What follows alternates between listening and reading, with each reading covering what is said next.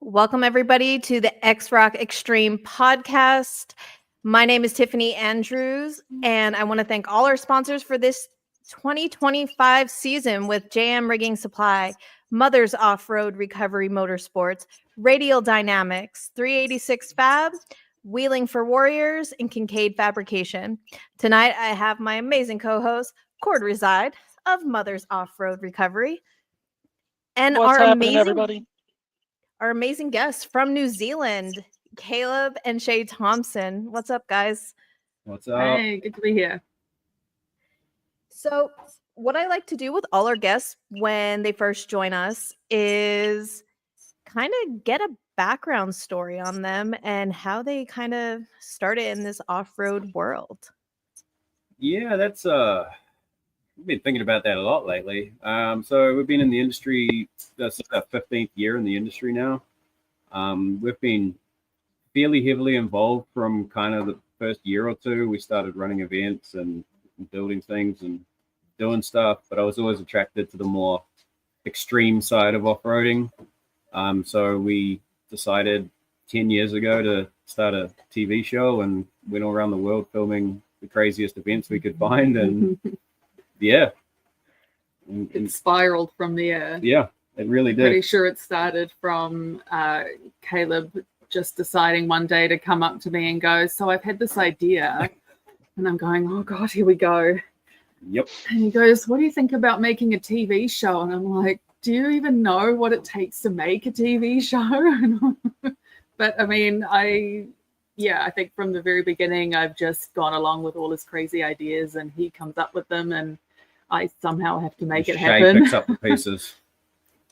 Shay's a graphic designer, so she was always in like Adobe programs doing Photoshop and stuff. And so she picked up the video editing really quickly and got really good at it. So we delivered what we think is a pretty good product. And then it just spiraled from there and we managed to bring Ultra 4 to New Zealand. And yeah, it's been a hell of a ride. Because one thing isn't enough. Yeah. So there's like so much information in all of that. So let's talk about the TV show. It's Off-Road Adventures. Off-Road Addiction TV. Addiction, that's it. Sorry. Yeah. So we started that. We didn't start it as a TV show. It was kind of before all these influences or whatever. Like we just wanted to share our passion for off-road, and we made it into a TV show. We had it on 2 channels in New Zealand. We had it on 2 channels in Australia, and we got approved for the Discovery Turbo channel in America, but we could never secure the funding to get it because it's like $50,000 for a 13-week slot. So we never managed to get that across the line, but we got it approved to go like up to their standards, which was really cool.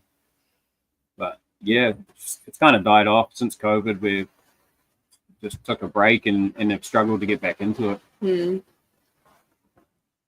And of course it's raining here now and we're in a tin shed, so it might be a little bit, let us know if it's hard to hear us. Listen, out here where Cord and I are, this is our first day with no rain. It's been on and off here. Yeah, it's been miserable. Yeah, it's heading into winter here, so it's trying to rain more often. So we're talking about like the off-road addiction. Do you have websites and stuff like that for that people could go and check it out? Yep. So we've got our YouTube channel and Facebook and Instagram and all that stuff. And then in amongst all of this, I've ended up starting my own fabrication shop as well. So on the Off-Road Addiction website, we've got a bunch of builder parts and like airboxes and like link builder parts. I kind of designed my products to help push New Zealand into that next level of building more buggies and building more cool stuff. So it's been fun. So you also have like a fab shop going on. Is that kind of how that all started? Like spiraled into that too? Because it's like a trifecta right now. Yeah. It kind of did. Like I was always working on my own cars and, I taught myself mechanics basically and taught myself how to weld and then decided that, like I'm not terrible at it. So I just started making things. Yeah, pretty much. it's been a challenge because I'm kind of somewhat of a perfectionist, so I've always just I'll always do right by the customer and always try and get the best quality to the customer that I can, which often means losing money, but I don't have people coming back and complaining, so that's a nice feeling. Do it once and do it right. Hans in the comments now. Where is Hans? Is he hiding from us? No, he's here.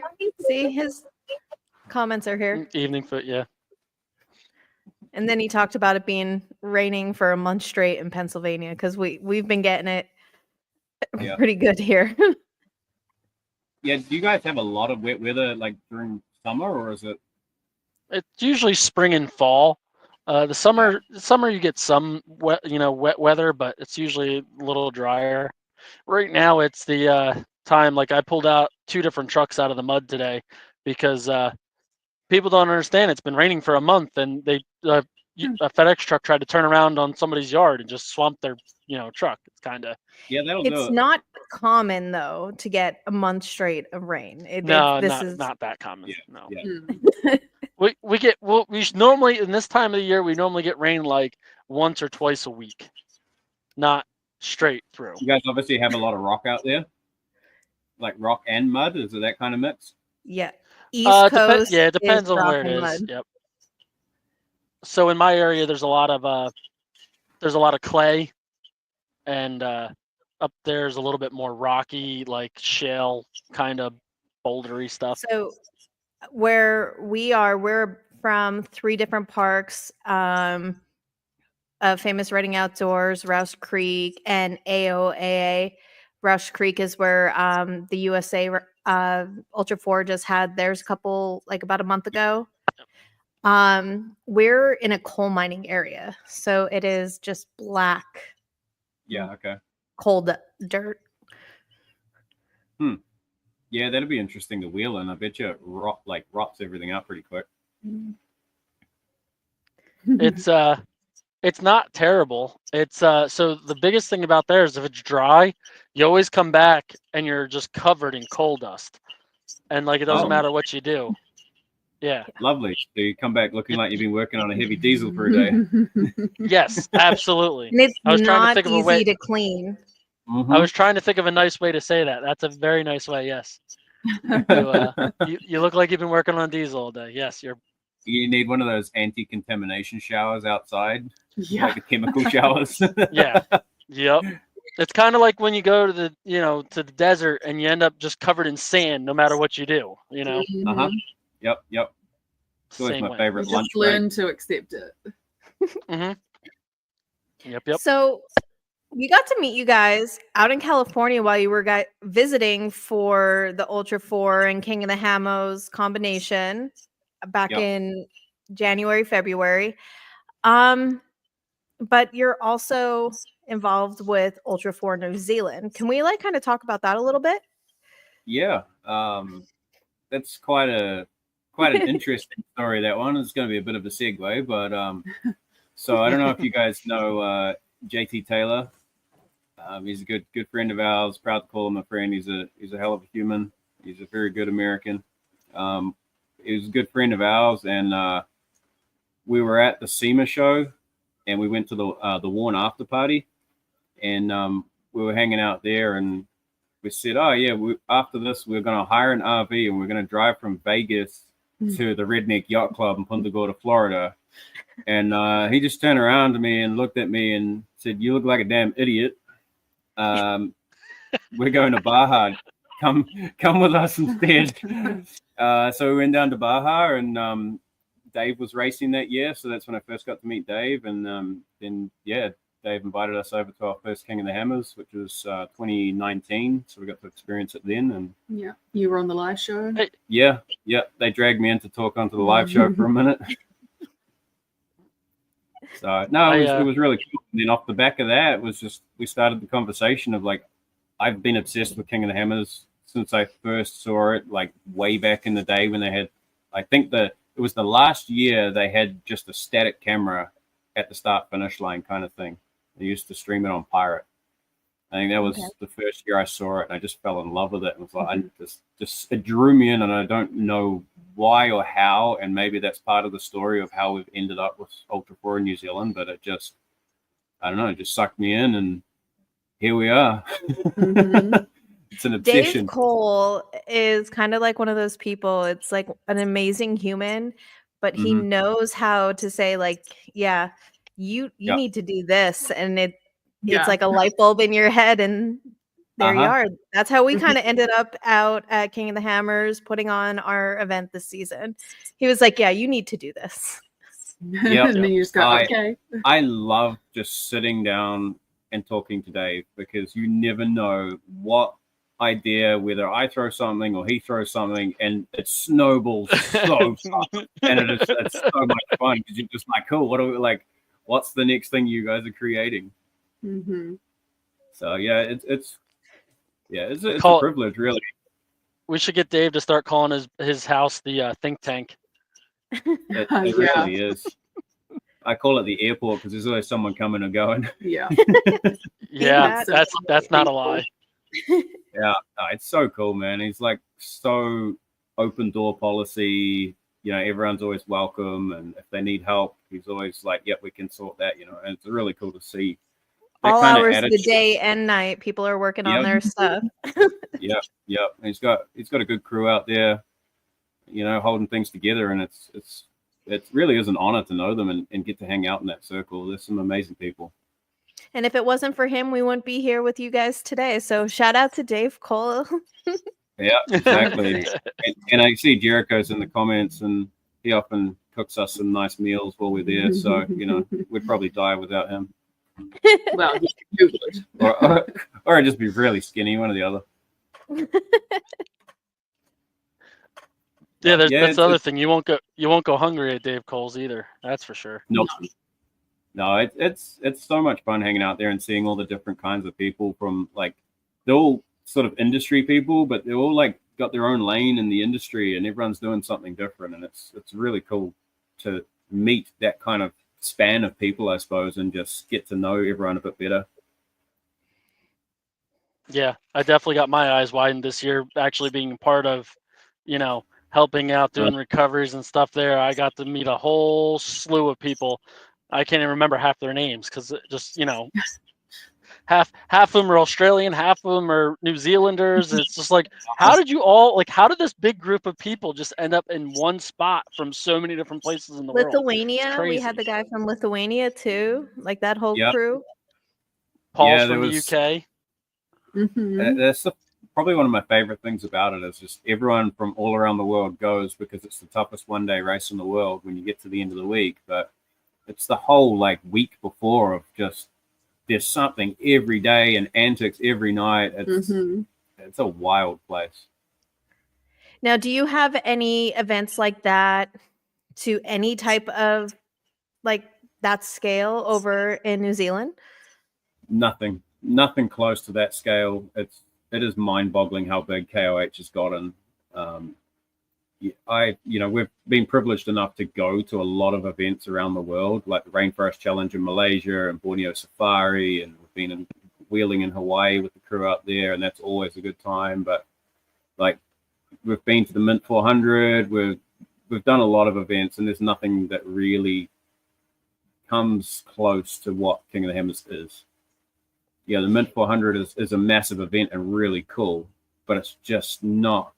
It hasn't got the chaos and whatever of 100,000 people turning up into a lake bed. Chaos is putting it lightly sometimes. Yeah, depending on the night. Yeah.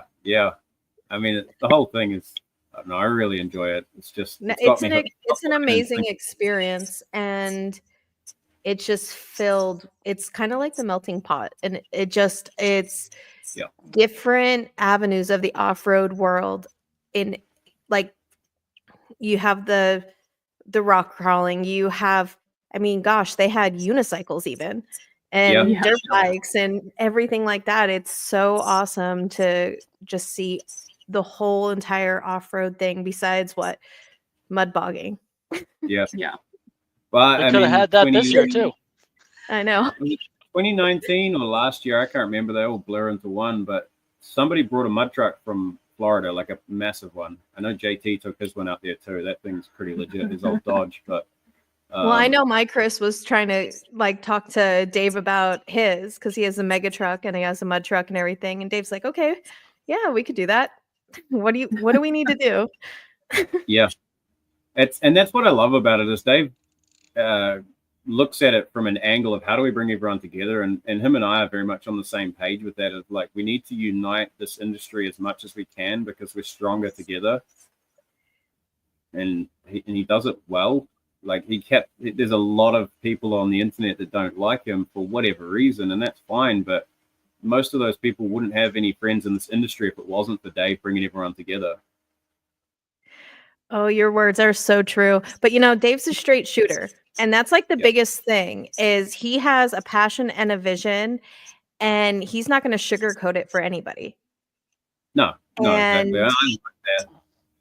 And I think that's why he's not going to bow down to somebody either. And they're going to say, like, try to twist his arm and manipulate him in any which way. And I think that's awesome to stand his ground and just tell it how it is. And that's why people, I feel, don't like him because they're not able to get their way with him all the time without respecting. Yeah, that's good. I mean, it's rare to find people like that these days. And I think it shocks people because everyone just wants to hear what they want to hear. They want the yes, they want this, they want that. And it's like, why? You end up pretending on both sides, and nobody's getting the solution that we need, and you see that everywhere, though. It's not just with KOH or whatever. I mean, I know we deal with it a lot in our industry, like our part of the industry. People want their way, and they don't like the word no. Yeah. And we deal with that pretty constantly. There's a lot of people that find Hans hard to deal with, and that's one of the reasons why I really like Hans, because no matter what I say, if it's dumb or smart or whatever, he's gonna tell you how it is, how he feels about it, and it's not gonna hurt. That's why that's probably why we got along right off the bat so good, because it's the same way. Probably. Like I was just like, I like this guy because he's just gonna tell me how it is, and I'm just gonna be like, okay, let's do that. Like. Yeah. I might sugarcoat it with, hey, have you thought about doing it this way, rather than why did you do that? But you know what I mean? There was also a crew of people that told me I couldn't drive an F-150 through Sunbonnet, and I still did that. So yeah, it's only because you had people in the sky watching. Right? The Skynet was watching. The Skynet was watching. Thank God, because I would have been screwed. Yeah, we were watching. We saw. No, that was a good time out. It got thick quick. And then you decided to let the wheels fall off. Yeah. I mean, I still don't understand how that happened. So I put new front end in that thing already, right? And nothing's bent, nothing's tortured, nothing. Like the ball joints literally separated. I don't understand how. Because you would think it would have to, like, something would have had to bend or give, right? Yeah. Yep. I've never seen anybody lose a set of ball joints and not mess up a knuckle or the axle. I don't get it. I don't know. And both the snap rings were still in the ball joints, and the ball joints were still tight. So it shouldn't have physically been able to happen. I think that's why you're not supposed to shop on Temu when you're looking for parts. Don't worry, I got American Iron now. Ball joint deletes. Oh, there you go. That's what you need. That's it. If it comes apart again, I guarantee it's going to be in pieces. So yeah, everyone told me I was going to break the knuckles, but I have reed knuckles in the front of it too. So lucky you didn't break them then. Yeah, they're not cheap. I mean, nope, nothing's cheap. No, there's only like $3,000 to $4,000 wrapped up in a Dana 44. I don't know why we did that. It's kind of silly. Yeah, that's expensive. Yeah. Well, you could have put a Dana. Yeah. Go ahead, say it. Go ahead. Well, you're like everybody else. Tell me to put a Dana 60 in it. No, put a 30 in there. then you have to learn how to wheel like you're on glass all the time. I mean, the 44 and a Dana 30 have the same size axle shafts. Yeah, true. So I like I said, I know that truck very, very well. It's just that's why I'm building the second truck, because it just can't handle it anymore. It's too far. I like that point where you get to the evolution stage of it's finally time. Let's just commit. That truck was never supposed to be built into a tow truck. That's the messed up part. That was my wheeling rig. That's what I used to go wheeling with. And I just love the fact that you were going to come out and enter it in the race, just so you could go recover people in the racetrack. I thought that was the best idea. Cool. I'm hoping that's going to happen next year. We'll see what happens. We gotta have a better truck for that. That would be super fun. The entertainment value is going to be great. Mm-hmm. Yes, I hope that actually happens. And we'll see. We're gonna have to get comms to you.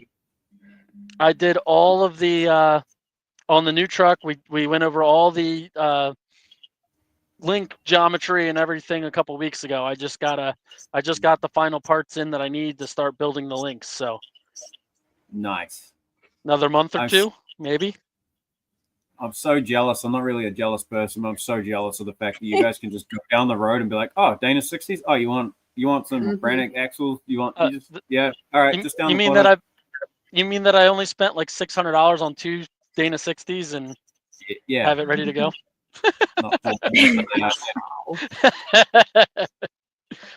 We'll start shipping parts. You know, you can need them. I got them. I'll just get people to send me them. We'll put them in a shipping container. We'll send you a bunch.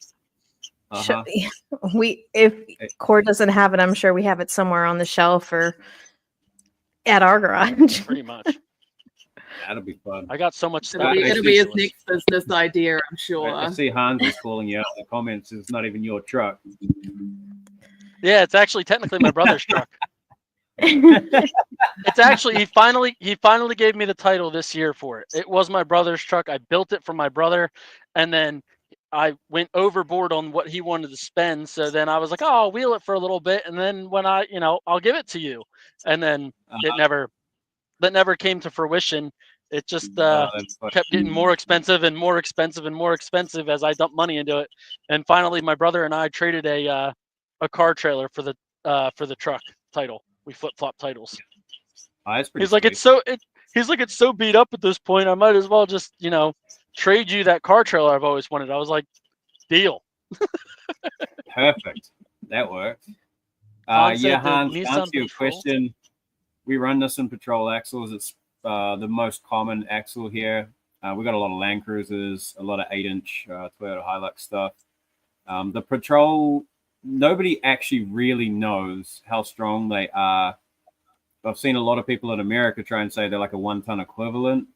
I think they're in between a 44 and a 60 strength-wise. The axles are pretty decent. They're like 27 spline axles, with not amazing from factory, but the CV joint itself is 1 millimeter bigger than a Toyota Hilux. So that's its letdown. But then we have the later model has bigger CVs on it as well. So yeah, it's a very popular option here. Unfortunately, the wheel mounting surface is did work this out the other day. I think 63 inches or something like that. So they're quite a lot narrower than a 60. From outside the hub to outside the hub. Yeah. It's like I think 4 inches different or something. Yeah, that sounds about right. So yeah, that's kind of annoying, the width, but I've just designed some custom housings and I'm just trying to work my way through whether we start looking into like a Dana 44, go to Open Seas and build some custom creation, or if we just try and make it work with factory stuff and just add quarter inch. I was going to do this all the metric for you and make you work for it, but I was being too nice today. But yeah, I just want to add in like little quarter bits here and there, like enough that the axle still locates properly, but just try and get a little bit extra width out of them. What about wheel space? I guess wheel spacers. I mean, I know wheel spacers aren't great, but I just hate them. So I mean, it's an option. Yeah. We gotta stick with what we know and what we've got available. Otherwise, the price just goes through the roof. Yeah, I hear that. Especially it doesn't take long for it to get expensive. Oh no, Nope. It just, yeah. Everyone goes, how much you spend on that? How much you just stop counting. Just swipe the card and just don't worry about it. Put the receipt in the pile for the next guy. I love Shay's response to that. Yeah. She's used to my antics I'm now. so used to it now. It's, yeah. 15 years of torture. It's been good times There's too. been some great times. But, And obviously she's still here. So Mhm. what Yep. makes a man a good woman? 100%. Too right. 100%. Yep. Shay keeps me alive and keeps the wheels turning.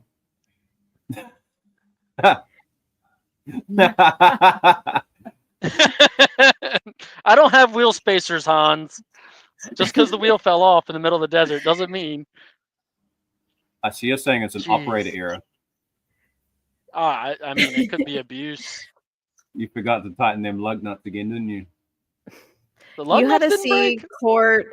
You had to see Han's reaction when Cord was fixing the truck the one day with the 2x4 holding everything up. I have a picture of it. If you were That's awesome. doing something when and it was the most sketchiest thing as I he's was, working on it, and Hans is like head down, shaking. I like those ones. I miss those days. What was I doing when I was doing that? I forget what I was fixing. Something. What did you have me pick up the one day? Oh, I was Oh putting my- the shock back. I was putting the shock back in That's after I welded the fair. frame back together. Because the 2.5 inch Fox shocks, they with 200 psi on them, trying to Yep. collapse those things is a nightmare. So That's not that I fun, had no. I had my floor jack underneath the rock slider with a piece of 4x4 that was about a foot long, or 18 inches long, and I was lifting the whole truck up to get the That's fine. suspension to set out. That's safe enough. It was good. They were sketched out. I wasn't. It was nothing new for me. I just stood back and took pictures and video of it. Yeah. That's all you can do. Kind of hope Yeah. that one day you get some money off America's Funniest Home Videos or something. Right? I mean, the worst thing that could have happened is if the board slipped out. If the board hit me, but everything else, I was laying on the ground. It's not like the truck was going to hit me. Safety It's fine. third, It's absolutely. It's OSHA approved. It's fine. Everything's fine. Yeah, you got to live It's only a like little, the right? fifth time. It's only like the fifth time I had to weld the frame together. It's fine. F-150 frame for the win. Quality steel, huh? Well, I mean, we won't get into it, but it shouldn't have been built in the first place. The frame was already gone before. Got to remember, the truck's in '87. Fair enough. Seen some things by that point. It's older than I am by Yeah. 2 years. 2 years. Yeah, Man, 35. you're old.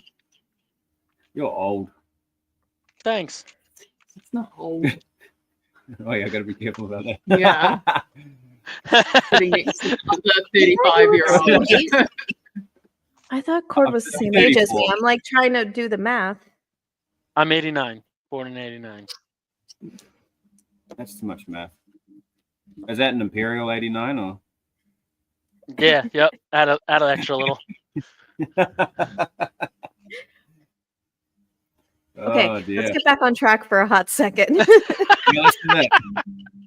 I'm looking at I my thought notes. you I mean, I were love the timely. conversation, but I mean, let's talk about Ultra 4 New Zealand. Like, what all do you guys have going on this year? Yeah, so we run one race a year at the moment. It's something we want to grow it to 3 rounds. Always have done. We kind of tried, I think, a little bit too early, Yeah. and we just didn't quite have the numbers to make it work. So we kind of went back to the drawing board and just went, let's build our community and get everyone hooked and get everyone out having fun. And then once we've got that dialed, we'll look to expand. Yeah. And I think with next that year, hopefully. one event, like what all does that entail? So we run quite a short track, I guess, compared to most. My my thought process behind it is build a fun technical course, but also keep it flowing so the spectators have something to watch, because we can't grow the sport without the spectator views. So we really try and find a balance of putting spectators in like cool areas. We've got a quarry that we use, and we stack up some tires, and we don't have any rocks here to play with really. So we have to make a lot of our obstacles. So we've got tires stacked up, and then we've got a natural quarry that's probably about 10 foot tall. So that's like our New Zealand backdoor kind of thing. And the tracks, there's a somewhat, I guess, tight and technical, but there's plenty of spaces to pull over and pass. And then we finish the lap off on a groomed short course kind of thing, off-road racing short course. So it's a bit of fun. We're really trying to push safety and just get these guys, because a lot of them don't go fast. They've got so we've got winch challenge here, which you guys don't have in America, which is just drive into a hole or a gnarly track and winch yourself out and try not to get penalties and whatnot. And then we've got a bit of off-road racing here, and then and a like type of event called 4x4 trials, which is like the Icelandic Formula off-road kind of style thing of small short buggies. So there's not really a whole lot of rock crawler or buggy, like Ultra 4 style buggies here. So we're trying to get these guys to cross over as easily as possible. And the rule book is very comprehensive, and it's for a reason, because it's dangerous. We're going fast and whatnot. So I'm just trying to explain to them why we have the rule as a safety rule and how it affects them. And I think that is the biggest key to having people understand, is to be able to break it down into plain English of why do you need a race suit, or why do you need window nets, or why do you need gussets and a roll cage? And, you know, the usual argument of, oh, I've rolled it heaps. I'm like, yeah, but you kind of rolled it at walking pace, not 80 miles an hour or whatever, you know what I mean? We 100% get what you mean. Again, like some of the words you speak, we get the same questions of fire suits and window nets. And safety sucks. Safety's ugly. Safety's expensive. It's not cool to look at. You know, and they go, oh, I don't want to spend all this money on a suit and that. And I'm like, hey, look, I completely understand. Thankfully, there's places here you can hire race suits from for a weekend. So you can kind of dip your toes in and get a taste for it. But it's the same old thing. If you're happy to spend $5,000 on a new set of wheels and tires, which look cool, but then you don't want to buy a race suit and window nets and all that stuff, because you're kind of like, well, it doesn't look cool and it's expensive. So you just have to understand and explain to them as best you can. I think we're at that point where we've got such a small amount of people that are racing Ultra 4 in New Zealand, and it's that whole trying to get them to understand the minimum safety standards so that they can, at the very least, try and experience that first Ultra 4 race, in the hopes that they'll either decide, yep, they're completely hooked or not, and then that's where they can start to really build up their vehicles to really get into the whole Ultra 4 racing spirit. And having the team get to see firsthand, like King of the Hammers experience, it makes it easier for everyone to see our vision for it, because it's, you know, it's all good and well going, yeah, Ultra 4, but it's not. It's New Zealand's version of Ultra 4, so it's going to look different. It's going to be different, but it's just trying to get them to understand, okay, here's the like end goal of, I'm going to build a rad truck and I want to go racing. And then they're going to go to King of the Hammers and come home and be like, I reckon I could do the stock class, or I could do 4800 class in my buggy. And it kind of just gets the wheels turning. So if I've done my job correctly from the beginning and coached them in the correct way to build their roll cage and all that kind of stuff, they've got a compliant vehicle that they can then go chase that dream in America if they ever wanted to, or Aussie or Europe or wherever. You know, it's just push the safety thing.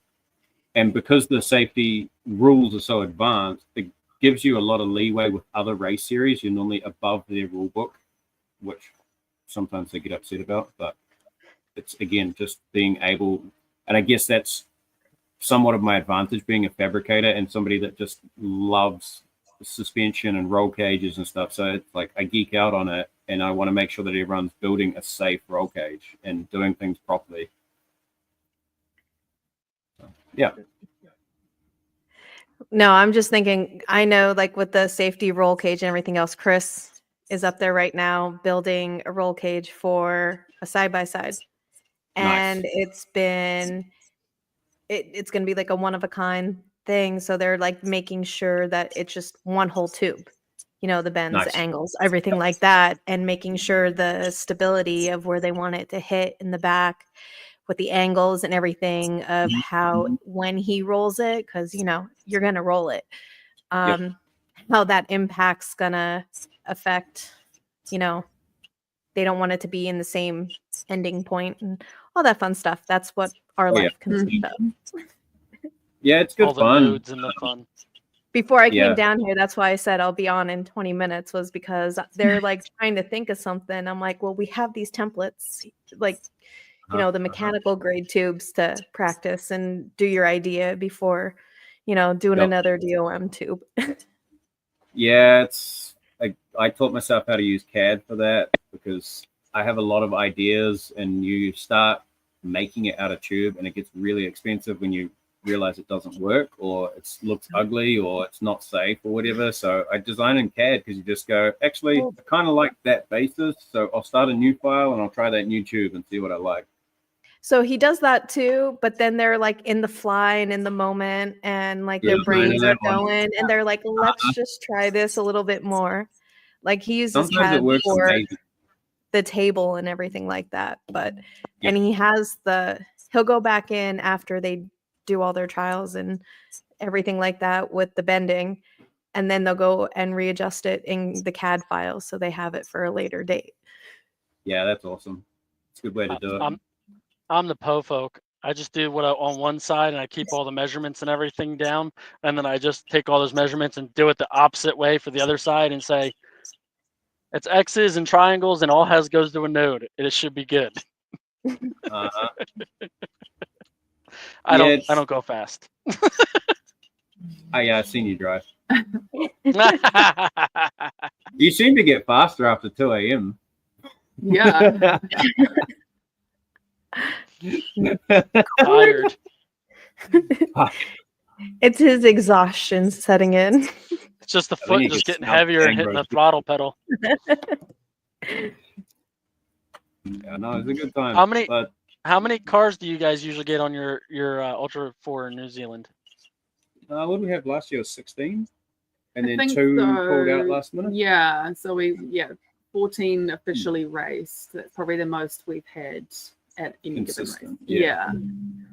So I think it's been an uphill struggle. Like we started Ultra 4 in 2019, and then obviously COVID hit, and everyone had a real blast at the first race. JT Taylor, he was the international race director at that time, so he come down to oversee and help us out for the first one, and that was phenomenal having him there with his knowledge and help.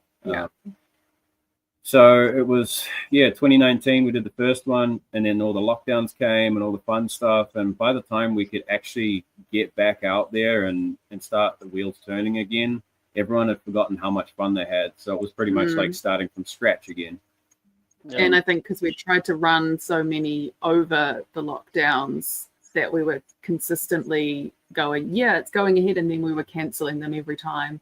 So it got to a point where people were also getting frustrated with, we'd launch a date and they'd kind of go, well, are you actually going to do it? Or you're going to do it this time? Is it going to happen? Yeah, it was hard to flip that perspective back again and get people passionate about the racing again. It's hard because we were ready to go, but we just couldn't get the numbers to make it feasible. Like if you can't get 10 cars, it's too expensive. And like the first couple of races, we were picking up the slack out of our own pocket.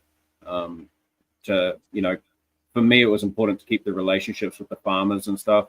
So I was like, hey, look, we haven't got the numbers. I'll make up the difference. It keeps the relationship with the landowner good. It gives the guys a race, even though it's not a real, it is a real race, but it's not a real race because there's only, 8 or something vehicles there. So we invested quite heavily to try and keep the wheels turning. And we finally, like the last race we did, it just felt like we had turned a corner. There's a lot more interest and talk about people wanting to build stock class, which is great. Like I want to see stock class grow, because I reckon that's the cheapest, most fun you'll have, is beating around an old samurai or something, trying to have a race, you know. Like that's the fun part, and that's a relatively cheap way to do it. Yeah, I think it's trying to get people past the fact that they see a lot of exposure of the 4400 class, particularly at King of the Hammers, and it seems like this level that there's no way they can get to, when actually they can be really competitive in like the stock and modified classes. Yeah. Yes and no, Hans.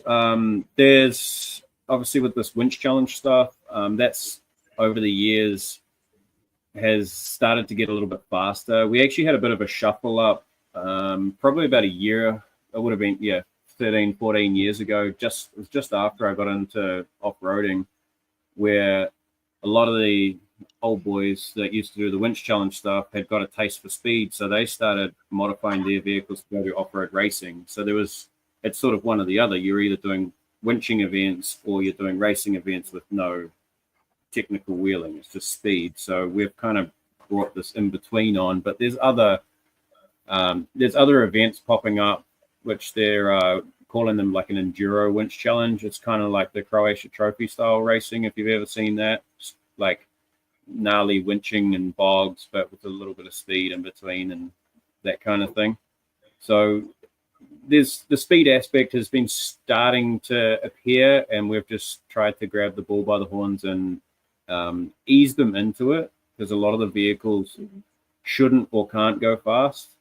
So we're just trying to coach them into, here's a little bit of speed in this race, and if you all get your vehicles up to spec, I'll give you more of it gladly. I want to see you guys racing proper tracks, but I don't want, like, my biggest fear as an event organizer is somebody getting hurt under my watch.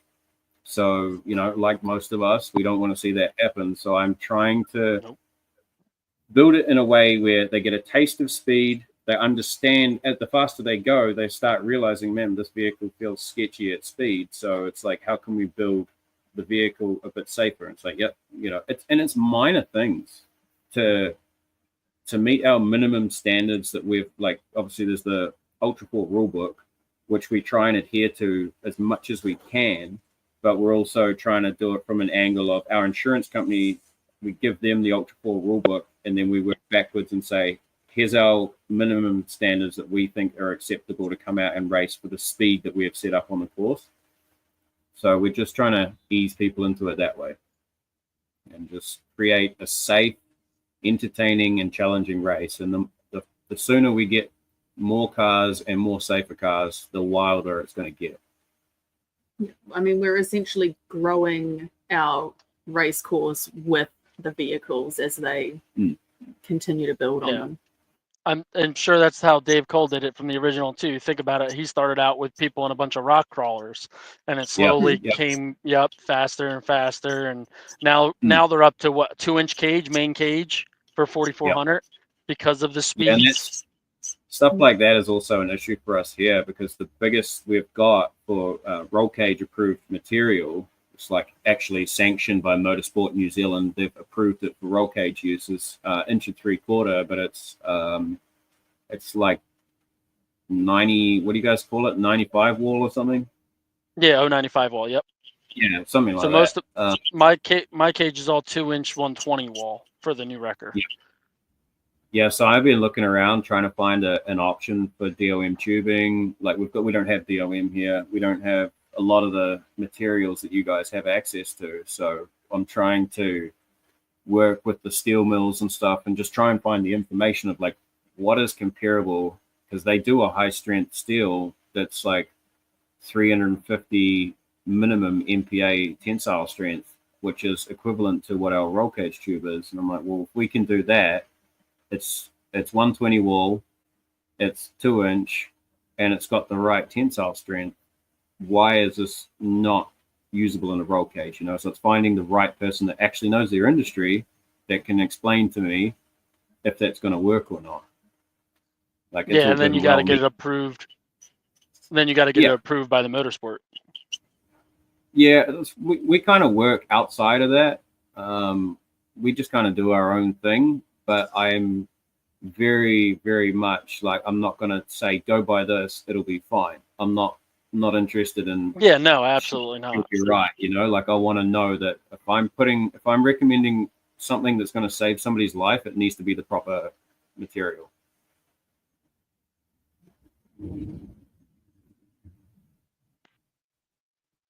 That shadow that you've got on your face makes it look like you got two microphones on you. Like, yeah, you got lots of towing going. Now I'm back, I think. Yeah, there you Yeah, go. there you go. Okay. Yeah, I don't know what just happened. That was weird. I haven't moved, so it can't be service. I have 5G Yeah. in full service, so Maybe the firefighters stopped working and they're all checking their Facebook or something. maybe, I don't know. They're all over there doing something. That's why if you notice, I'm looking around. I'm looking in the mirror. I'm looking around because the ADHD is kicking in hard, and they're all cutting cars up behind me. Cord, I you told mentioned you about service. This is the best service you've ever had. I guess I don't know because I'm still in the same truck, but I'm literally, I believe the cell phone tower is literally above my head right now. So I hope I have the best service I've ever had. I don't think it can get That any explains better. why you got two microphones then. Yeah. Yeah, so anyways, that's our ride. What other questions you got? What else you want to know? Well, I mean, I was gonna ask Shay about like what she thought about everything, but she's been chiming in, and It's good. it's awesome to like Right on hear point. like how passionate you are with his like shenanigans and ideas. Yes. It's weird because I feel like if we hadn't met and got together, whether or not I would even be anywhere close to this industry. Like, I mean, the both of us kind of got into off-road together after we got together. Like, he was always into fast cars and the fines were stacking up and typical boy racer. And then Wait, that's where we put Jericho's thing of fun, please. Yeah. Yeah, no, it's off-roading saved my life. It's probably the easiest way to look at it. And then as I've been involved with this industry, I say I a lot, and when I say I, it's a plural he I. means because we come as a team with just about everything we do, and Shay and I are a phenomenal team together. We pick up on each other's strengths and weaknesses, and we just make it work. And it's really, really cool when we do this stuff. But yeah, as I've evolved in this industry, like even just with Ultra 4, it's made me a better leader, a better fabricator. It's allowed me to go deep down the rabbit hole of building the vehicles and what parts we're using and how to build things correctly and how to run races good. And like it's taught me a lot. It's given me a platform to evolve from, and like the opportunities that Dave has given me to be a part of this and support us and that kind of thing. It's like I'll forever be thankful. It has changed the course of my life and made me a better person. And Shay keeps you alive. Shay keeps me fed and alive. Yes. Yeah. I have no Fed and problem alive. admitting that. I have a text message that says that. Yeah. Oh yeah, no, she does. I have no issues admitting that one. She holds it down. Yeah. It's every time Pick it up the gets slack. Yeah. She just puts up with my dumb ideas of, hey, let's try this, let's try that, and let's try this. And, Shay, I understand that all too well. Trust me. That's why I kept saying, give me a couple more minutes. No, I get that. So yeah, you should ask Shay some questions though. She loves answering questions. Yeah, sure. It's great. When I told her, I was like, oh, we got to do this live thing. She's like, they haven't invited me. It hasn't got my name on it. And I'm like, yeah, but you're just part and parcel. So yeah, with one comes the other. I said that like last week, I said, "Well, you absolutely have Shay on too. Like, I know you guys are always doing everything together anyway." Uh-huh. Yeah, exactly. I think I put something similar in my text to Caleb as well. I'm like, yes, make sure she's on. Yeah. I was like, you have to. You've been told. Tiffany Yeah. wants you on there. Mhm. She's like, do I get a choice? I'm like, yeah, the same choice I got. We're doing it. Yeah. No, it's awesome. You're welcome. No, so I know you, of course, got to see like the U.S.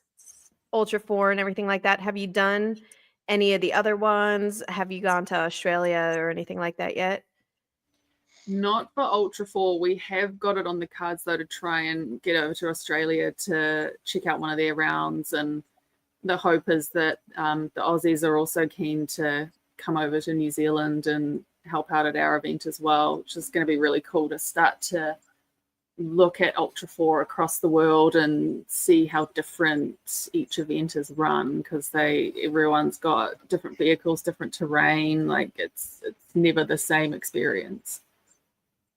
Yeah, that'd be super cool. Mm. The only No, it's problem with pretty the cool. And then European- Cord can ship his tow truck in a crate, and I'll just like hang out Yes. there. I'll just go in the crate. It'll be a nice long I mean- vacation. if you get one of those like live animal crates with the vents and stuff, Yeah. you'll be fine. And like a some snacks. hamster water bowl or whatever. Yep. Take some snacks, you'll be fine. But, yeah. I would absolutely love to ship the tow truck around the world and go, do recovery in all different races. That would be an That would be fun. absolute dream. I Yeah. triple dog dare you. Yeah, do it. You Fill can't back down. fill my pocket. If I win the lottery, I'll do it. That's how I can afford it. You know you have to buy a ticket first, right? Yeah. I have to go get a passport first. That'd be the first step. I'll let Yeah, you borrow that- mine. That helps. You guys should definitely come I'm not- down, or even Australia's got some cool rock crawling. Actually, I told Benji he has to do it. I told Cord the other day. My buddy Benji at Ramp Customs, he does rock crawling. He was just out at an event last weekend, the ultimate rock crawling event that they run out in Australia with Chris Tierney and his crew. There's a good bunch of dudes over there, and they got some pretty gnarly rocks. That sounds So like fun. yeah, we can send him your way for an interview as well. You can learn about Australian rock crawling. Awesome. That'd be awesome. Do Absolutely. they have kangaroos at the rock crawling courses? I mean, I don't- you could probably hire like a petting zoo or something. They'll bring it out for the weekend. You're more I don't know likely if to I'd hit want to them have a like out kangaroo on course. Listen, that Hey. just sounds like a fun time. No. We're not going to Kangaroos are Australia mean. unless there's a kangaroo They're and abs- a petting zoo. No, Yeah. the problem is you're more I'll bring likely to my hit the dinosaur kangaroo on the drive costume. out there. Yeah. You The read petting the comments section? kangaroo and getting kicked. Poof. Yeah, some of they are huge. Some of them, Mhm. Yeah. like massive, rip, just like no thanks. Nope. Mm-mm. I am not that kind of ripped guy. Nope. I ain't fighting no kangaroo. Nope. Sissy. We give you like a little baby one or something you can practice on. Oh, you can go in its pouch. You might need that if the wheels fall off out there. You can ride it back to the pits. Dang. There you go. That'd be the coolest ride ever. Yeah, until you fall out. Mm. Oh Eh, man. it'd be So alright. you asked if we had questions. I mean, we covered a lot. Do you have questions for us? I do and I don't. Doing They, my questions are, Like, How is do we Cord get going to over there keep and his film wheels it? together? And, you know, yeah. When's Cord going to get some driving lessons? I'm sure there's like an online Damn. forklift and towing recovery course he could do or something. No, yeah, I got to I get guess- back in the shop. I've got to get over there and see some more of these events. Mm. It's just obviously there's a big cost in paying for all these flights and getting across to go do things. So we are very fortunate after the years and years and years of hard work that the last couple of events we've been invited out to, which has made a massive difference. We can just turn up and focus on providing, doing a good job kind of thing, which is really, really fun. Yeah. There's definitely a lot of places still on our list to go and visit and check out. And yeah, I love rock crawling. Like, we don't have rocks here, and I would give every drop of mud that we have here for rocks in a heartbeat. You can take all of it. Well, if we're still putting on an event next year at King of the Hammers, you'll just have to get in the bomber and, kick Dave out of the driver's seat. He's going to just dump it on its lid anyway. Yeah, I was going to say convince Dave to take the bomber, but then I'll end up having to fix it in between rounds when I break it or something. So, yeah. Did you get to watch him dump it on his lid? I mean, I don't have a problem with fixing things, but y'all have got some real weird numbers all over your wrenches and stuff over there. We're not metric here. We got no. So we have the problem of not everything's built with one or the other. So we have to have metric and standard because everything's all messed up. I was trying so hard last time I was over there. I was just helping the boys fix things, and I was trying so hard to do Imperial. I was converting it, and then I'd go get the Imperial, and then I'd come back and it'd be metric. And I'm like, I knew what size that was, but I was trying to be politically correct. As for the event, Hans, the current property we use is actually a you guys don't have councils over there, right? You've got they have BLM and stuff like that. Yeah, I suppose it's mainly on the West Coast. The equivalent of, I guess, BLM land, kind of.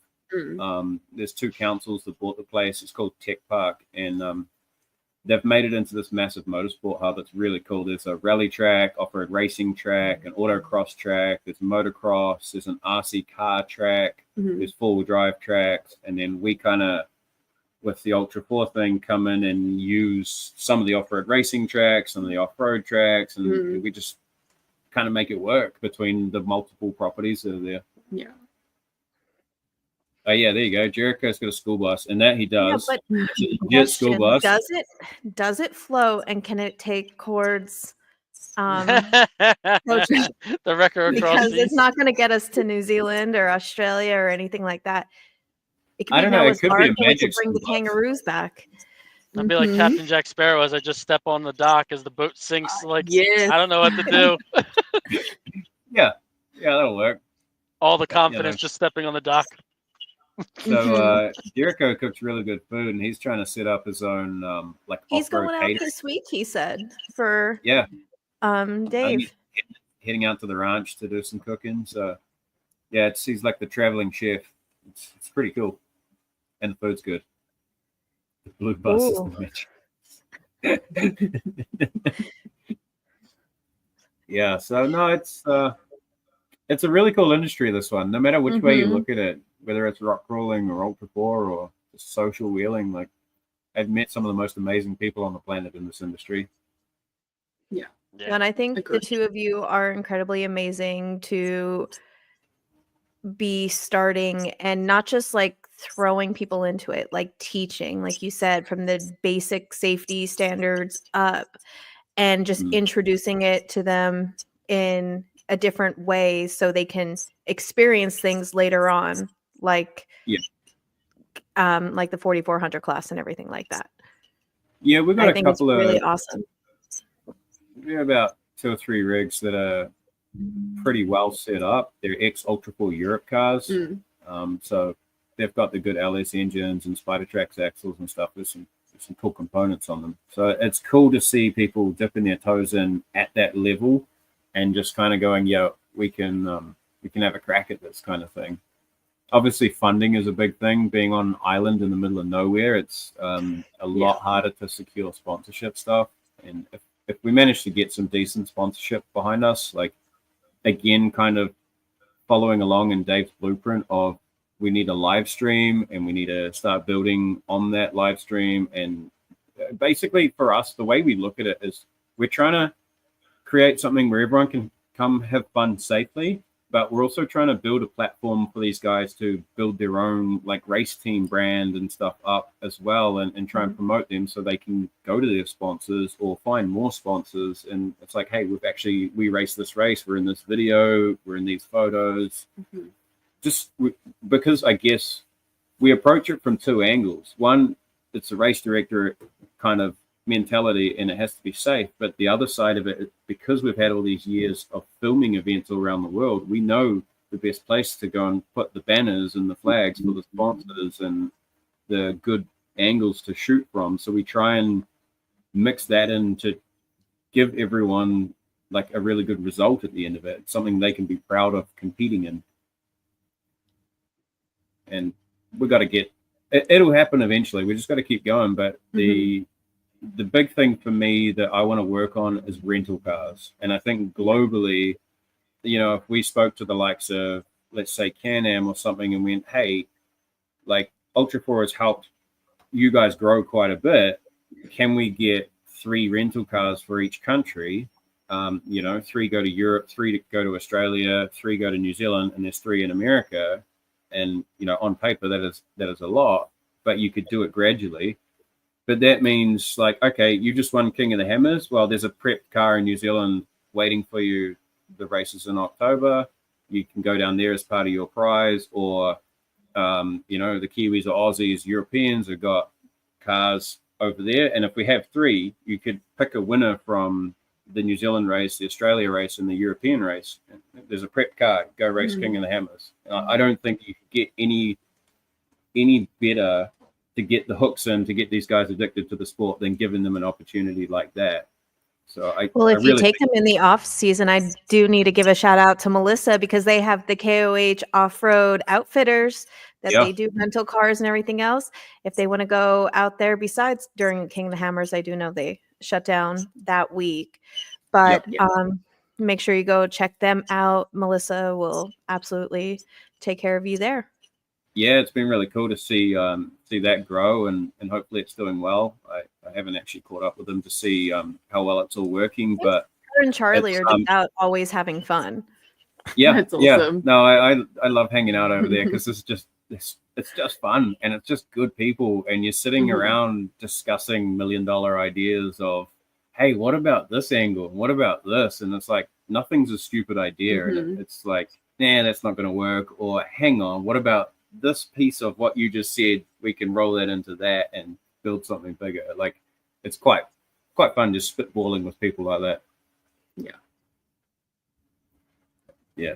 So yeah, that's our long round and round ADHD chasing squirrel story of things. But, I'm always happy. Cord was pretty good because the dog ran away, so he didn't go too many squirrels.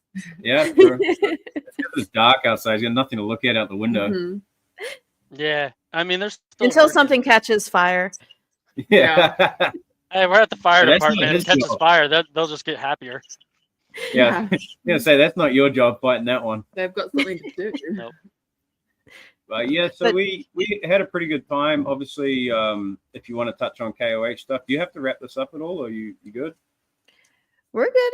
If you want to keep talking, we're good. Well, just we obviously had the opportunity to help out at KOH this year, and Dave pushed me into doing race op stuff. So running the radio and helping out there, which is great. And I'm always thankful. Dave always pushes me outside my comfort zone because he knows I can do it. And Shay will go, yeah, you can do that. But I sit there and go, I don't know. He overthinks it. Yeah, so we had this recovery guy on. Every time I'd call for mothers, we'd get this guy answering all hours of the night. And we guided him home a couple of times after he went and checked on some people. It was really cool though, because like we're live on the radio talking to him, but we had the trackers pulled up so we could see exactly where he was going in the direction. You're like, but the tracker would update every like 2 minutes or something. So it'd be like here, and then it'd be like boom. It was like, hang on. You need to go that way a little bit. And So it started out when I was driving out by myself. I didn't have a tracker. Then I found the first car in Sunbonnet, and then they had me on the tracker. And then Yep. it slowly, as we slowly towed out, it got smoother and smoother trails, and I could go faster and faster. And I specifically remember when Paul said, "Holy crap, you've reached 7 miles an hour. Keep it up, buddy." Yeah, we were swapping in and out at that point, I think, because Yeah. it was just, we were having a lot of fun, but it was getting late, and we'd been there Oh, since quite early. it was one of those spots in the world that, like, I was awesome that I could get in there and get the vehicle out. But at the same Yep. time, the whole time I was in that trail, I was going, this is really dumb to be in here by myself. This is really dumb to be here by myself. Like, just keep working at it. But like, and the guy that was with me was useless. Like, he was like, I've never wheeled this hard in my life. I was like, good, just sit in the seat, put the belts on, and just let me do my thing. My Hold on and favorite shut. was the little kid. I had like the pleasure to be with Cord on the Oh, short yeah, when it's course for what race was it? The kids race, yes. Yeah. And That is Cord the kids had to race. tow him Chaotic off. race, all of them. And all you Mhm. you just saw Cord towing this tiny little thing. And then Shannon Campbell came up to us and thought I was Rory. That was pretty good. Did you just run with it, or? No, he I saw didn't realize me. He was saying something he about Rory, and he saw me in the tow truck. He's like, "Oh wait, wrong people." Yeah, and then he He was like, "Oh, have a nice day," and turned around and left. Yeah, Shannon's pretty funny like that. Mhm. And then he That's put another up on dude I his was thinking. then he put it up on his YouTube channel, and all my friends were like sending me, screenshots and stuff of it that, he put me on saying I was Rory. So I went to his tent and was like, "Hey Shannon, I just wanted to, shake your hand and tell you, hi and everything. I was the guy that you the tow truck you videoed last night and put on your thing." He's like, "Yeah, after we put it up, we realized you weren't Rory." And I was like, "Yeah, I'm not Rory." Yeah, But Rory that's pretty. took me off the top of Idle Issues. That's how I got my truck down. Oh, is that how you? All right. I was wondering in the end Yeah. because they had that massive wrecker out there, didn't they? Yeah, I called him first, and he got scared. He didn't want to go up there. He didn't want to go on top of Idle Issues. I mean, that's kind of the right piece of equipment for that job. He said the brakes weren't working on it properly. Oh, yeah, fair. But Fresh build. it's military axles, so it's pinion brakes. You're like, the thing. I don't know. I don't know what happened. I'm not picking on the guy, but at the end of the day, Rory didn't even look at it. He just drove Trailmater right up there like it was nothing. Backed up to my truck, said, "This is how we're doing it." I said, "That's the way I thought we were going to do it too," and we got it done. It was. I like that. I just wish we could have done it in the daylight. It was sketchy in the dark. Mhm. Yeah, that's where rock lights and all the lights come in handy, I suppose. Absolutely. That was an adventure, that one. Mhm. I just remember mothers. Place, and I Shut can't your wait for lights next year. off. Shut your lights off. Yeah. Mothers, will you shut your lights off? Oh, dear. No. Yeah, no, I'm working. I'm working, doing stuff. You gonna bring the truck out next year? I'm hopefully gonna bring out the new truck next year. Maybe bring that sweet. truck too. Who knows? Yeah, Like I said, I'm hoping by the end of July I will have the new wrecker operational. Yeah, but I know I've been saying that. I've been saying that for 2 years. New but one can use a few more frame welds, and it has. Oh no, the new one. The new one is a 450 frame instead of F-150 frame. Like I said, the whole cage is 2-inch, 120 wall. It's everything. It's going to get a whole subframe underneath it. It's a massive unit. It's going to be about 10,000 pounds. Oh, that's kind of heavy. When you It's say it's gotta going to be ready in July, like you've started it, right? You're not just building this in your head. No. I'll send you pictures of it. I swore I've shown you pictures of it, but notice he just said July and he didn't put a year on the end of yes, it. yes. It's been in the shop for 3 years, so Do you it's know where gotten the shop farther is? and farther along. Huh? I was just saying, if you know where the shop is, whether it's got it or. Yeah. Don't worry, I've been building my project for like 7 years. I haven't touched it in Mhm. 2.5 years. Been sitting in the corner. Yeah. I've had a rock buggy in my yard for 5 years and haven't touched it. I'll get to that too one day. Maybe you could go rock crawling in that thing. Maybe if I actually went in the shop, stuff would get done. But that's part of working at a family business, is I end up doing all the work all the time. So Yeah. it's tough. We'll let you off as long as you finish one of them. Yeah, I gotta finish that. I have to, because the F-150 is getting more beat, and it's not going to survive. It's not. It's got not this weekend, next weekend. It's got another event to do. So I keep swearing it's the last event. It's the last event, and then it goes to another event. It goes to another event. The poor thing Until is. the other one runs, it'll keep doing that. That's going to be your limo when you get married, Cord. I don't know if she'd be very happy about that. If I get married and I mean, it would be cool. She would. We'll see. One day. So what do you guys run like 3 or 4 rounds a year? Yes, we had 3 events scheduled this year. Unfortunately, due to low competitor coming out on the last one, we had to cancel it. But we also had a problem with the first venue that we were using, and so we had to change where our event was going to be at the last minute, and that kind of brought up hardship, and people didn't sign up, and we're not going to give $10,000 away to not having 10 people show up, if more. Yeah. So it's very hard. Like when you're in that position, I don't think I've ever met an event organizer that likes to cancel or whatever, but as soon as you do, everyone jumps on you like, oh, it's failing, or this is a problem and that's a problem. It's like, man, this decision hurts me more than anyone else. I love Caleb because he says everything that we want to say. No, seriously, like it all does. night. I love it. It's at the end of the day, the 4 main people of X-Rock have put their hearts and souls into what we do. And the fact that people, I get if you can't make it or whatever, or like I said, this last event wasn't our fault. There, the venue wouldn't allow us to do the event there. So we had to change events, which then I get that, because you're changing an event date at the last minute. People, it's tough. It's really tough. It wasn't just like the venue. It was 2 weeks apart or 3 weeks apart or something like that. I get that. But at the end of the day, we all dump our hearts and souls into this. We drive all over the country. We put money into it, and I don't want this to fail in any way, shape, or form. And I want to be big. I want this to be huge.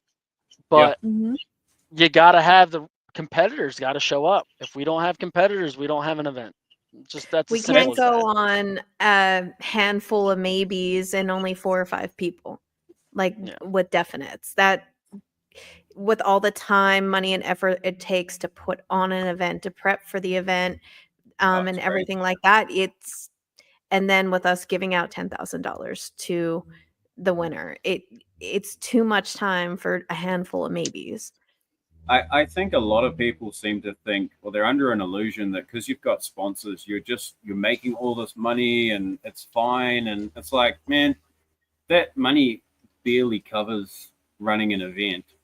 And it's kind of like, as much as you want everyone there, you also just need the support. Like if you change the dates, it's like, it is what it is. It sucks for us. It sucks for you. You guys had plans. We had plans. We knew how it was going to work, and that's all been changed. But then everyone gets all salty about it afterwards. And you're like, just support us. Like turn up and spectate, or share it, or like bring your opinions to the table and just tell us. Pick up the phone, and like just about every event organizer I've met is willing to listen to what the competitors have to say, but nobody wants to pick up the phone. They just want to bash you on the internet and tell you you're wrong. You don't know what you're doing.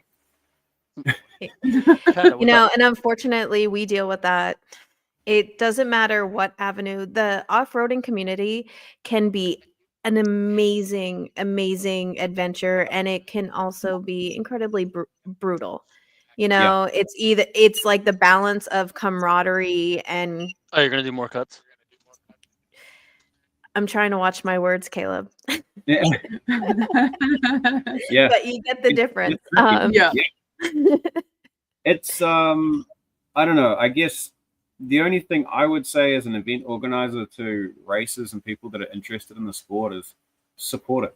Doesn't matter how, just get behind the event organizer. Like we've got a solid crew of guys here that have realized what we're trying to achieve and they've jumped in behind us. And it's like just having that small amount of people that have got our back, no matter what direction we choose, is all the difference to us, because at least we can plan and we know, okay, well, you know, out of that crew, there's 3 or 4 solid people that will either be there helping or they'll be there racing. And it's just having that support and putting aside the, oh, that sucks. And, oh, but I had planned to go get a banana milkshake at that store on the way. Like, great. But we're trying to make a race happen that doesn't make money. And I'm assuming you guys are not in paid positions putting this on. We are volunteer based. Exactly. All our money goes to our competitors. I use my vacation time to go put on I events. use my Actually, I can't use my vacation time because with Independence Day and fireworks, we're not supposed to take off. But when I took the job I'm in, I've been with the organization for so long. I'm like, even though this is our season of working, this is also my season of off-roading and what I do with the organization. Like, this is what comes if I take the position. So but what you're saying about the supporting and everything else, and that's huge, because if they want to complain and bash because they don't like the change, even though we don't like the change either, it's what is it going to do for the next event or next season and everything like that? Like you're taking away, not building and growing and helping have more options. So I've found that throughout the years, there's people that want to race and they'll go racing no matter what. And then there's also a lot of people that just want to talk about racing. Yeah.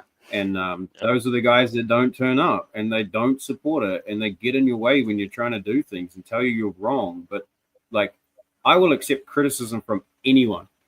You can come to me and criticize what I'm doing and whatnot, as long as you're involved. If you're turning up and you're giving me feedback, good or bad, I'll take it on board. If you're sitting on the outskirts, your opinion is irrelevant because you probably haven't been there. And like, to be fair, if you're not willing to front up and actually turn up to something we've created, why would I want to listen to you anyway?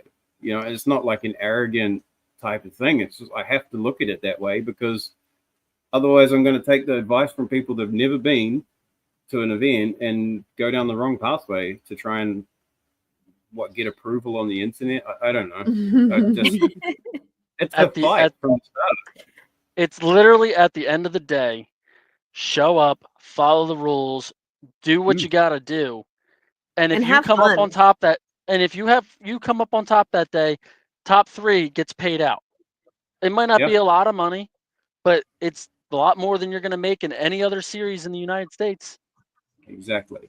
It's a very tricky one. But even if they turn up at the end to stand around the fire and have a beer, like, you're still there in support. You might be there to see your friends only or whatever, but you're still there in the environment supporting it. And some of that is going to rub off on you no matter what.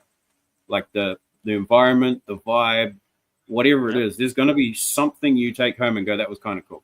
Yeah. I love learning how to do all the setup and stuff and how to set gates and all that. You know, it's cool going from I was operating in the series, like, you know, being part of it, and then like slowly morphing into what I am now. It's absolutely awesome. Like, I will never forget the experience ever. But if people don't show up, there's nothing to have. So and the ones that don't show up and then want to sit on the internet and tell you how wrong you are, I don't think they realize how much damage that does to the sport. Like, I see it You quite feel often with tightness around you. It's probably Hans giving you like the biggest air hug and high five for everything you're saying right now. I love it. I think we all are. Like me and I can't hide my facial expressions as you're talking. It's like amazing. It is what it is. We all face the same problems, right? We're Mhm. all trying to do the same thing at the end of the day. It doesn't matter what language it's in. We're trying to create safe fun for people to use their vehicles that they've built to actually go and break them and make them better. But Yeah. it's the ones with the negative opinion are the loudest on the internet. And unfortunately, everyone seems to love the negativity bandwagon these days. Mhm. And like I see it with Ultra 4 stuff all the time. And I'm like, man, there's a lot of people that I respect and would sit down and drink a beer with and swap stories. And then they just try and pull the sport apart from the inside out. And I'm like I'm currently in the middle of designing New Zealand's first Ultra 4 4800 production buggy. So I'm bringing something to the table.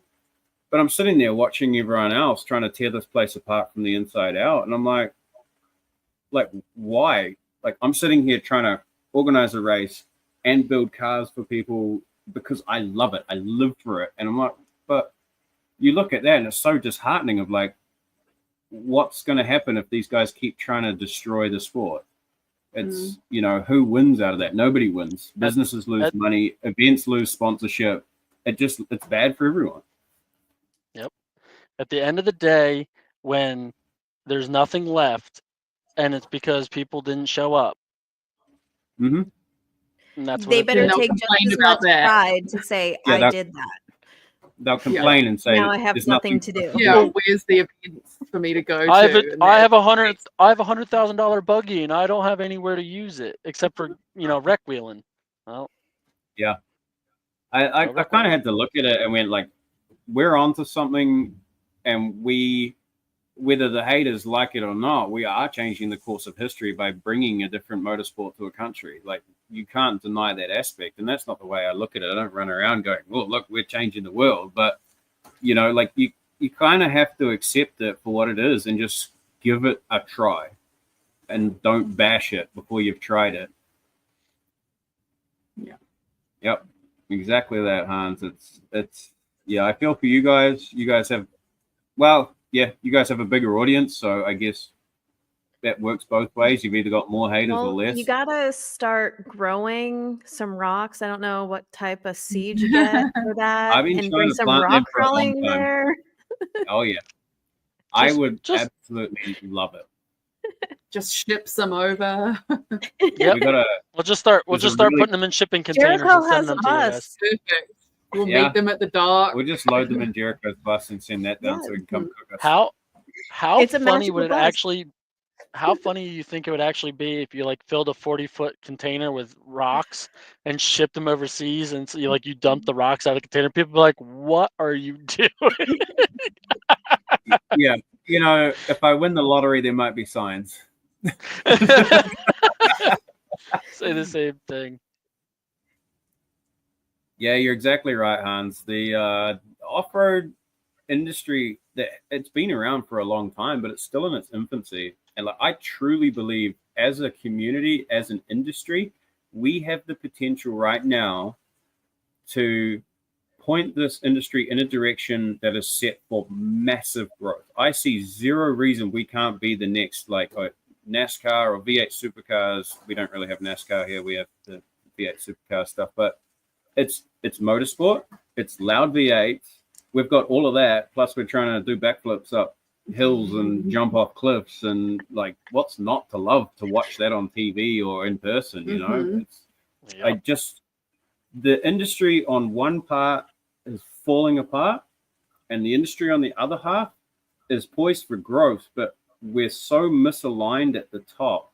And this is something I really am wanting to see change. Is we need alignment at the top, and from the top of the industry down, we pull it together and say, hey, look, you do you run your race series, but how can we help?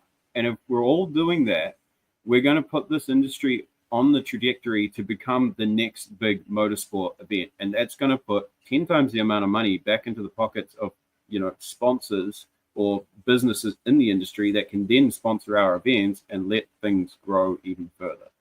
We just have to work together. Mm-hmm. And it's easier said than done. Very easy. Yeah. But there are wheels turning in the background, and I know that for a fact. So that's very, very positive to me. You know, you might have been probably our best guest on here Huh. with like just you're very much like Dave and Hans and everything and just saying it how it is. And I love Mhm. and respect that from both of you because it needs to be said because you can't does. create the change and everything like that and grow the industry and the sports and everything else without actually saying it first and Yeah. trying to wake people up. It's getting very fragmented, as you know, overlanding was the catchphrase, and that seems to be dying off. And we've got a new generation of off-roaders that are so in love with shiny things that they'll walk straight past that $100,000-$200,000 buggy to go look at some shiny wheels on an 80 series Land Cruiser in the background or something. It's very bizarre to me as somebody who lives for this industry. Like, this is my world. I don't hunt, I don't fish, I don't like, it's off-road or nothing. If it hasn't got big tires and low range, I don't want to know.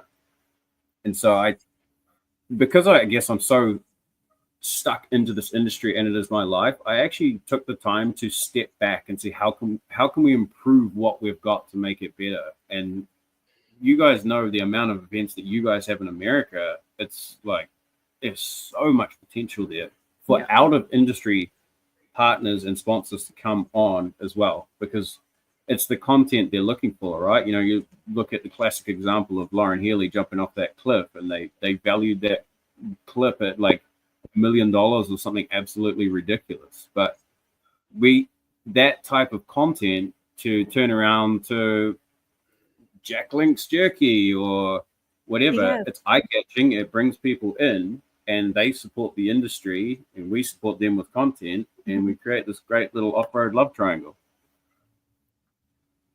Yep.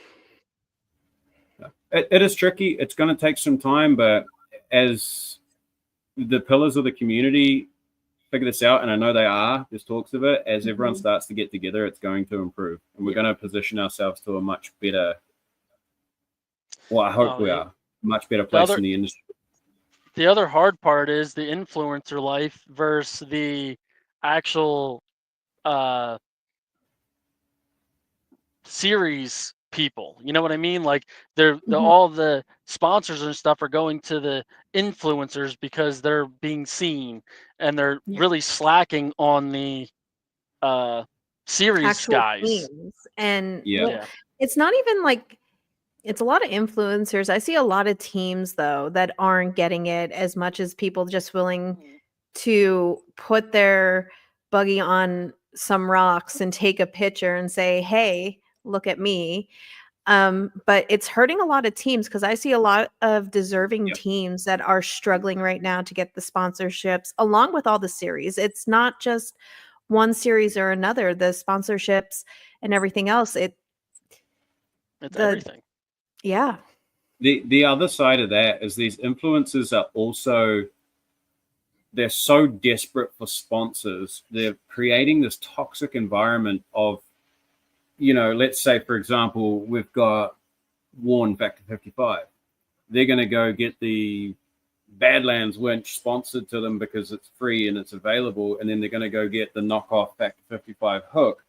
And unfortunately, they do have eyeballs on them. So all of a sudden they go, "This is the best winch I've ever had in my life. This thing blows everything out the water." Cool. A, you don't know what you're talking about. And B, you're taking sales away from people that actually support the industry. There's a lot of guys that love these knockoff cheap tires. And I'm like, I'm sure the tire works fine. It's made of inferior materials, and they don't give $1 back to our industry globally. Not a sticker, not a lanyard, nothing. And I'm like, well, over here, we've got people like Maxis supporting industries and putting dollars into not only the event, but the races and everything else. It's like there's a trade-off to getting the quality product. These guys actually hold up the industry. They're a pillar of the community to us. that a lot of people would rather push whatever product is free for the influencer is the best one on the market. Yeah. And it's taking sales away from brands that have supported this industry for far longer than this influencer craze has been around. Well, half the time they say it's the best thing when it's not actually, and they even know it themselves that it's not great. And a lot of influence, like you actually just touched on it, they'll use it as a stepping stone. They'll go get somebody's free equipment, throw it, say it's the best in the world until the next, better product, and then they'll take that product off, put the better product, and say they're greatest for the next year, and then they'll grab another, and they just go up a ladder instead of actually caring about the product. It's always boggled my mind.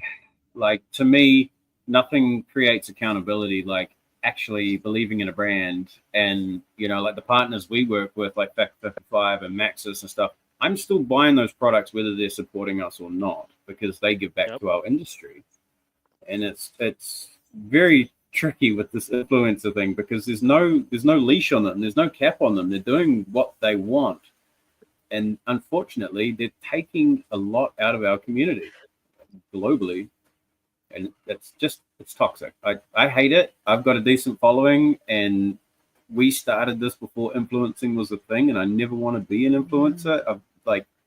I live to wheel, and I want to give good, solid knowledge out, and I want to create content that's engaging, that people enjoy. And like that's it. Share my story, have some fun, and go back in the shed and melt some metal together. Yeah. That's my my, I want to call him my producer, PJ. He's the one that does all, makes all my videos, my good videos on YouTube. And that's me and his biggest argument all the time. He's like, oh, let's do something cool, like drop a car from a tow truck or something like that. And I'm like, I'd much rather gain followers step by step and slowly using informational stuff than go drop a car and become viral off one video. You know what I mean? Like, I'd much rather be. If you use that as an educational experience of why you don't drive a tow truck over the top of a parked car and accidentally have the hook grab onto the window and drag it down the street, like it's. But I would much rather 110%. This is like one of those like 2 a.m. ranch ideas going on there. Ranch pads. Yep, 100% agree, Hans. It's there's no integrity anywhere. Even as a fabricator, we're not calling out these people that are doing bad work, and that's a massive pet peeve of mine, and why I'm willing to lose money to get the job done correctly for the customers. I believe in integrity, and I believe in doing the right thing. And the way I look at it, if you go somewhere and spend your hard-earned money to get something made or modified, and it's wrong, and you have to pay a second or third time to get it fixed, nobody wins. And that customer now is very hesitant to go spend $1 in the industry, because he's just going to group the ball. Well, no, none of those guys know what they're doing. And it's very damaging. Oh, but yeah, that's what my biggest thing right now is I believe there's a lot of guys all of a sudden randomly showing up with off-road tow trucks. Like, somebody's going to end up getting a hook into themselves or something like that, get injured, and it's going to be the end of it. Like, the insurance companies aren't going to like. Some of the techniques they use to recover things are interesting at best. Yeah, well, that's like, that's one of my big things when I go to an event and say I'm insured to do this. My truck comes with insurance. That was one of the biggest things that my old man actually like put time in to get the insurance proper, and told the insurance company, like, here's pictures of it. It's an off-road tow truck. We actually had an insurance guy come in and was like, we want to see the off-road wrecker. And I took him, and he was like, this thing's the coolest thing ever. And I was like, it's not that cool, but okay, cool. Thanks. Yeah. Because they didn't understand what we meant by off-road wrecker when we sent them, like, because we have all of our equipment lined up, and we sent it, and they're like, we don't understand what you mean by off-road wrecker. It's like this. We can reach hard to get places that you can't get with a normal tow truck. Yes. If the wheels stay on, we're also very happy. I'm never going to hear the end of the wheel falling off, am I? Dude, one time. It happened one time. The wheel fell off one time. You could Yeah, talk about the so- frame break in the 3 times. You know you don't get a second chance once the wheels lift the chat, right? It's like because that. you did it in front of him that you will never stop hearing about it. It's like the if you ever heard the guy that talks about the front of the ship falling off. Oh, all Yeah. these ships are very built to strong, They're all maritime built to standard. standards. And they're like, what about this one? No, well, that one didn't because the front fell off. Well, why did the front fall off? Well, we don't know why the front fell off, but it's not supposed to fall off. Oh, yeah. Oh, Yeah, I love man. that video. That's a good Yeah. video, that one. It's funny. Yeah.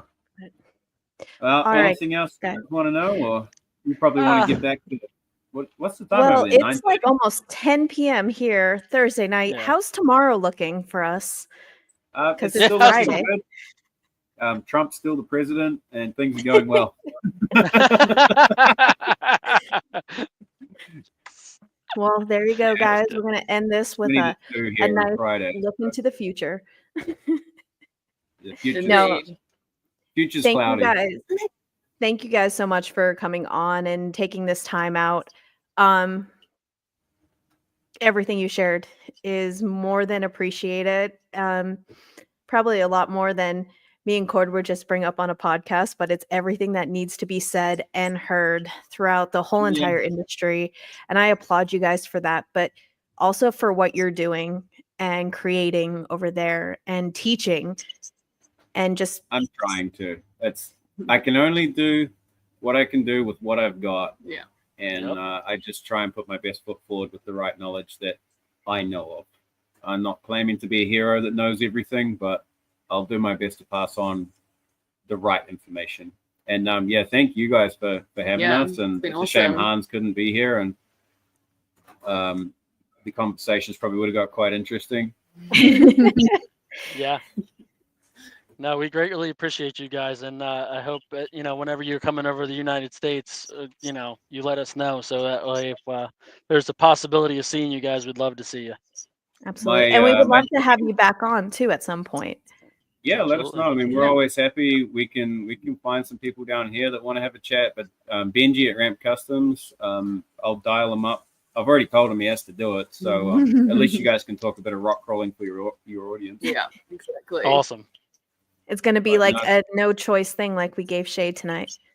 Yeah. Yeah, exactly. Just Exactly. start twisting arms now, man. Do it. Yeah, Exactly. He'll More like a slowly handcuff.